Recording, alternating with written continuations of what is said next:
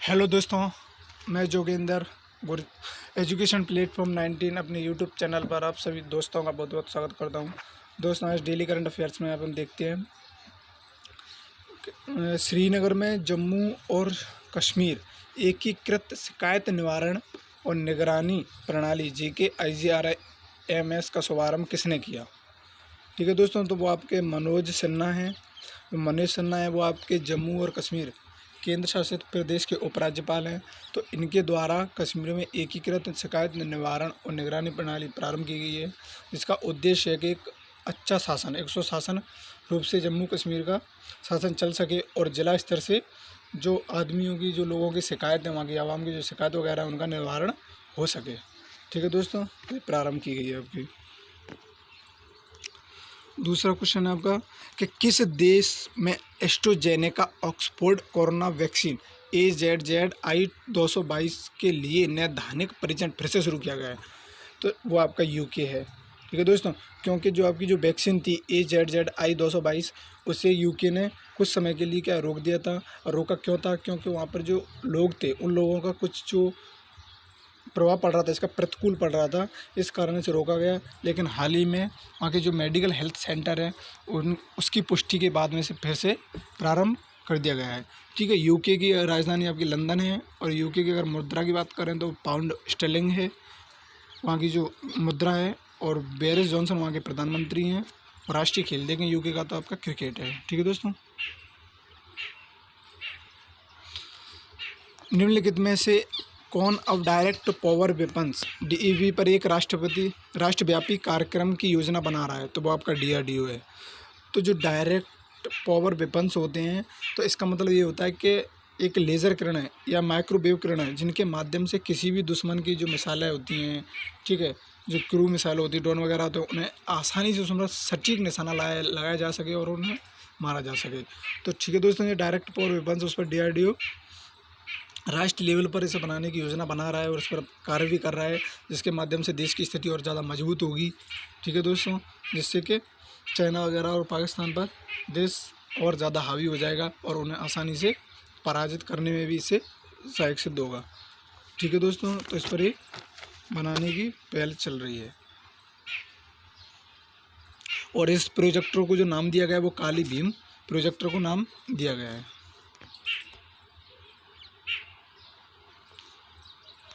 और दोस्तों, वो क्वेश्चन है कि the Indian way strategy for an uncertain world नामक पुस्तक का विमोचन अभी हाल ही में आपके विदेश मंत्री S जयशंकर ने किया है। ठीक है दोस्तों,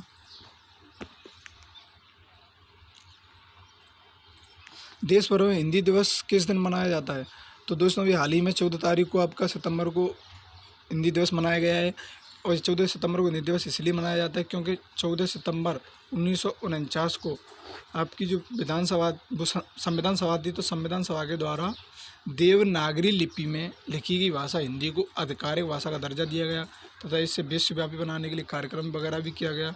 वर्तमान 520 मिलियन के लगभग विश्व के लोग हैं जो हिंदी बोलते हैं और प्रतिवर्ष जी आपकी 14 सितंबर को हिंदी दिवस मनाई जाती है।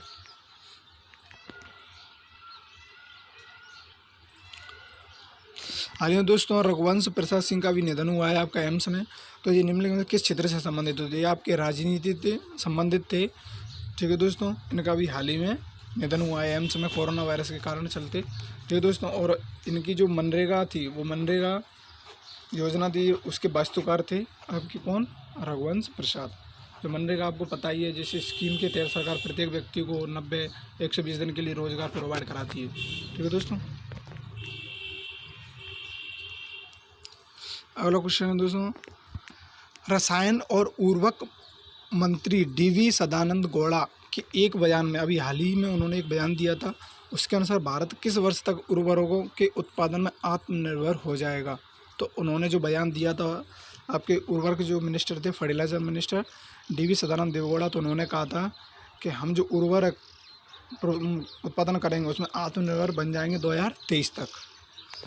क्योंकि अभी अधिकतर है विदेशों से आयात वगैरह किया जाता है आपको उर्वरक वगैरह, ठीक है दोस्तों। तो ऐसी स्थिति में उन्होंने एक कम से कम 40,000 करोड़ रुपए का इन्वेस्ट करने के लिए कहा है कि जिसमें बहुत अधिक आपकी उर्वरक बनाने की इकाइयाँ, उद्योग वगैरह खोले जाएंगे, जिसके माध्यम से लगभग 2023 तक भारत देश आत्मनिर्भर बन जाएगा उर्वरक उत्पादन के रूप में। ठीक है दोस्तों। कोरोना वायरस के खिलाफ लड़ने के लिए किस राज्य ने एक नया अभियान मेरा परिवार मेरी जिम्मेदारी, ठीक है दोस्तों, तो मेरा परिवार मेरी जिम्मेदारी, वहाँ के जो सीएम थे, किस राज्य के सीएम थे जिन्होंने ये प्रारंभ किया है कि मेरा परिवार मेरी जिम्मेदारी, कि मेरा जो परिवार है, मान के चलो मेरा राज्य वो पूरा मेरा परिवार है, और उस परिवार की सुरक्षित रखना ये मेरी जिम्मेदारी है। तो यह अभियान चालू किया है आपके महाराष्ट्र के उद्धव ठाकरे ने। हाँ, महाराष्ट्र राज्य के उद्धव ठाकरे ने ये योजना भी प्रारंभ की गई है, जिसके तहत कहा गया है कि प्रत्येक व्यक्ति को मास्क लगाना अनिवार्य है।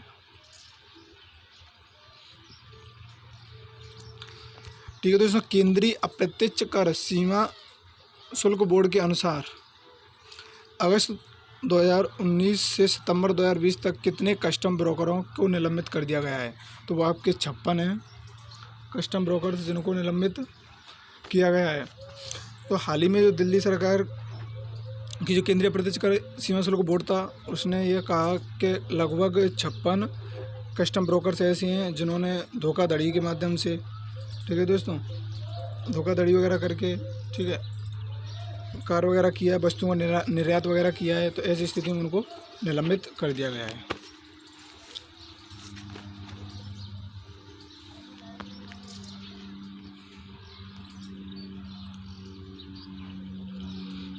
अगला क्वेश्चन है दोस्तों कि निम्नलिखित में से किसकी सभा India gold policy centre IIMA ने अंतर्राष्ट्रीय बुलियन एक्सचेंज की स्थापना, अंतर्राष्ट्रीय बुलियन एक्सचेंज की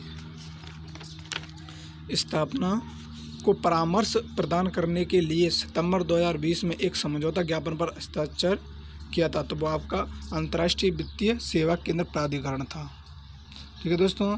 तो अंतर्राष्ट्रीय वित्तीय सेवा केंद्र प्राधिकरण से समझौता किया था आपका सितंबर 2020 में गुजरात राज्य में।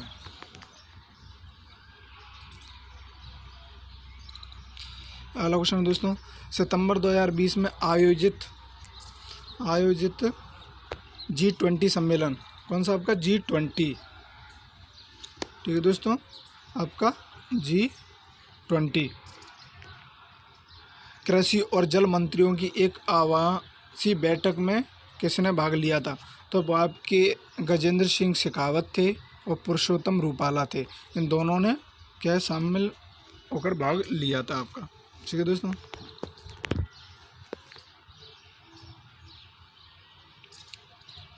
भारत की पहली कोरोना वायरस हवाई अड्डा परीक्षण सुविधा सितंबर 2020 में किस हवाई अड्डे पर शुरू की गई।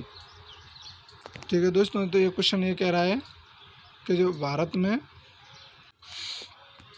ठीक है दोस्तों, तो किस हवाई अड्डे पर शुरू की गई, तो वो आपका जो हवाई अड्डा था वो था आपका इंदिरा गांधी राष्ट्रीय हवाई अड्डा, जो आपकी दिल्ली में स्थित है। तो इस हवाई अड्डा को हाल ही में कोरोना हवाई अड्डा परीक्षण सुविधा के लिए प्रारंभ कर दिया गया है। ठीक है दोस्तों। अगला क्वेश्चन है आपका, सितंबर 2020 में आयोजित समापन समारोह के दौरान किसने वेनिस अंतर्राष्ट्रीय फिल्म समारोह, जो वेनिस है ना आपका, उस अंतर्राष्ट्रीय फिल्म समारोह में सर्वश्रेष्ठ पटकथा का पुरस्कार जीता है, तो वह आपका डिस्पल था। ठीक है। तो डिस्पल थी, तो डिस्पल ने आपका जो पटकथा थी, मतलब मासने वाली कथा के रूप में सबसे ज़्यादा पुरस्कार जीता है, मतलब सबसे इस समारोह में पुरस्कार जीता आपका वेनिस अंतर्राष्ट्रीय फिल्म समारोह में। ठीक है दोस्तों। अगला क्वेश्चन है दोस्तों कि किसने काठमांडू में संसद के सदस्य और नेपाल भारत महिला मैत्री सोसाइटी की अध्यक्ष श्रीमती चंद्रा चौधरी के आपदा राहत सामग्री की एक खेप सौंपी है, कि जितने भी आपदा क्षेत्रग्रस्त हो गए हैं उनके लिए सुविधाओं के लिए उन्हें कार्य सौंपा गया कि आप ये कार्य करें। तो वह आपकी थी नमंग्या सी कंपा, जो कि भारत की नेपाल में कौन है, राजदूत है। ठीक है। और नेपाल की राजधानी आपकी काठमांडू है। और ठीक है, जो नेपाल के राष्ट्रपति वर्तमान में वो विंध्या देवी भंडारी हैं, और वहाँ के जो प्रधानमंत्री KP शर्मा ओली हैं, और जो मुद्रा है नेपाल की वो नेपाली रुपया है आपका। तो ठीक है, उसमें भी हाल ही चंदा चौधरी को आपदा राहत सामग्री के लिए खेप सौंपी गई है, वो नमग्या सी खंपा के द्वारा सौंपी गई है। किसने सितंबर 2020 में आयोजित आसियान भारत मैत्री स्तरीय बैठक की से अध्यक्षता की है? तो आपकी विदेश फॉरेन मिनिस्टर एस जयशंकर हैं। ठीक है, आसियान भारत मैत्री स्तरीय में क्या किया? अध्यक्षता की है। ठीक है दोस्तों, आज का अगला क्वेश्चन है आपका, विदेश मंत्री डॉक्टर एस जयशंकर ने सितंबर 2020 में किस शहर में आयोजित अंतर अफगान वार्ता के उद्घाटन सत्र में वीडियो टेलीफ्रॉन्स के माध्यम से भाग लिया? तो वह आपका दुआ था, इसमें वीडियो टेलीकॉन्फ्रेंस के द्वारा वीडियो के माध्यम से जो अफगान वार्ता हुई थी आपकी आयोजित अंतर अफगान वार्ता में उद्घाटन हो रहा था, उसमें कॉन्फ्रेंस के माध्यम से भाग लिया था, वो दुआ था, जो कतर की राजधानी है आपकी। ठीक है, आपकी अरब कंट्री के अंतर्गत आता है। ठीक है दोस्तों, तो आज का डेली करंट अफेयर्स यहीं कंप्लीट होता है दोस्तों। Thank you. अगर वीडियो अच्छी लगी हो तो दोस्तों चैनल को सब्सक्राइब और लाइक करना ना भूलें, जिससे कि अगली वीडियो की नोटिफिकेशन आपको प्राप्त हो सके।